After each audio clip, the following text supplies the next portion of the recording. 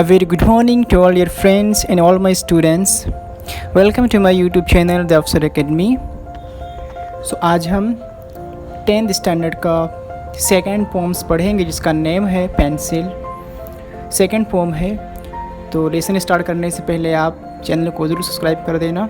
Lesson start करते हैं। सो बच्चों ये पेज बहुत दिख नहीं रहा था, तो इसको मैंने टुकड़े में बांट लिया है, थोड़ा सा टू पार्ट्स में लेकर के रखा है। तो आप लोग इसको ध्यान से सुनना और समझ लेना, और अगर हार्ड वर्ड्स कुछ मीनिंग लगे तो उसे डिक्शनरी में या मुझसे पूछ लेना। सो स्टार्ट करते हैं अपना लेसन आज का। Pencil. My daughter, little dear daughter, lights a pencil with a sharpener. The sky of the white paper begins to be filled with light. The blackbird flying away with the tree glasses on the eyes of the peacock.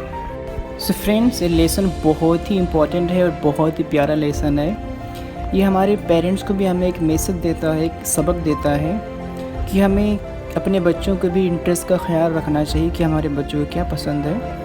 तो इसका मैं last में आपको explain करूँगा। अभी lesson start करते हैं।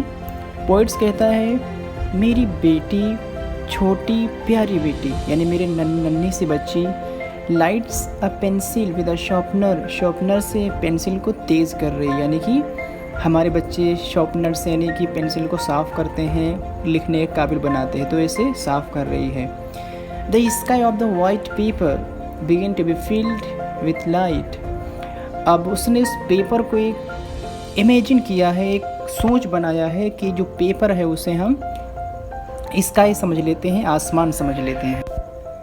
यानी उसने वाइट पेपर को एक स्काई इमेजिन किया है, आसमान इमेजिन किया है, और अपनी खुद उसको किस तरीके से देख रही है उसने उसके अंदर ड्रॉ किया है। The sky of the white paper begin to be filled with light, यानी कि पेपर का आसमान लाइट से भरना शुरू हो गया, उसके अंदर लाइट भरना शुरू हो गई। अब उसके अंदर उसने क्या क्या चित्र देखा, यानी आसमान को वो किस तरीके से इमेजिन कर रही है उसको दिखा रही है।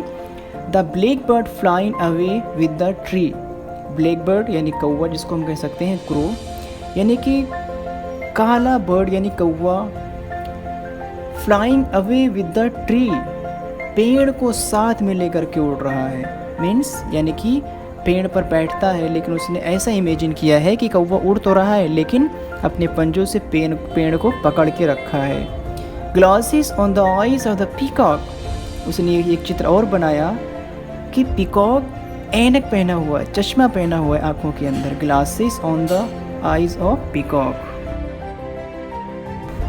The fire chariot flying in the air, यानी कि आग का रथ हवा में उड़ रहा है। The airplane walking on the road, airplane कहाँ पे चल रहा है? रोड पर चल रहा है। The lion having a conversation with the cow, यानी कि लायन और गाय एक दूसरे से बातचीत कर रहे हैं। Even eyed sun on the black tree with the page of the cloud over it, यानी एक आँख वाला सूरज काले पेड़ के ऊपर है और उसके ऊपर बादल घिरे हुए हैं। A blue fish flying on the forehead of the cloud, और ब्लू फिश बादलों के ऊपर उड़ रही है। The yellow butterfly swimming in the waterfall, और पीली बटरफ्लाई वाटरफॉल में स्विमिंग कर रही है, तैर रही है। My darling daughter in her ecstasy is busy drawing strange pictures, मेरी प्यारी बेटी अपनी मस्ती में एक अजनबी पिक्चर बनाने में मसरूफ़ है, बिज़ी है। यानी कि वो एक अजीबोगरीब पिक्चर ड्रॉ कर रही है। But when the school master gives her homework, लेकिन जब स्कूल के मास्टर हमारी बेटी को, हमारे बच्चे को होमवर्क देते हैं, माई डार्लिंग डॉल, मेरी प्यारी गुड़िया, break the tip of the pencil in anger, गुस्से में आके पेंसिल की जो टिप होती है, उसकी जो पॉइंट होती है, उसको तोड़ देती है। And the candle of the pencil is extinguished, और जो पेंसिल की कैंडल थी, जो उसकी पिन थी, वो ख़त्म हो जाती है।